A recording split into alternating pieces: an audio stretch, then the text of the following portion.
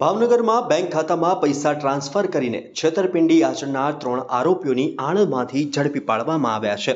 Anand parole furlough સ્ક્વોડે Anand town hall નજીકથી આ ત્રણેયની ધરપકડ કરી છે અને વધુ તપાસ માટે ભાવનગર સાયબર ક્રાઇમ પોલીસને સોંપ્યા છે.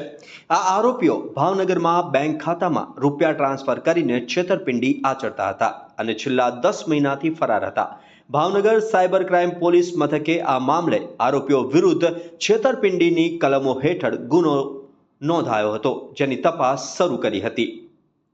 જે દરમિયાન આણંદ પોલીસને માહિતી મળી હતી કે છેતરપિંડીના આ ત્રણેય આરોપીઓ હાલ આણંદ ટાઉન હોલ નજીક હાજર છે.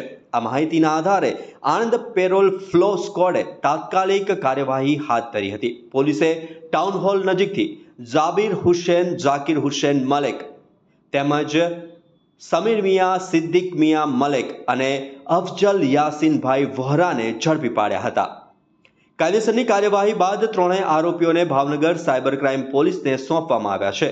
પ્રાથમિક તપાસમાં જાણવા મળ્યું છે કે આ ત્રિપુટી ભેગા મળીને બેંક ખાતામાં પૈસા ટ્રાન્સફર કરીને છેતરપિંડી આચરતી હતી. ભાવનગર સાયબર ક્રાઇમ પોલીસે આ છેતરપિંડીના કેસમાં વધુ તપાસ હાથ ધરી છે.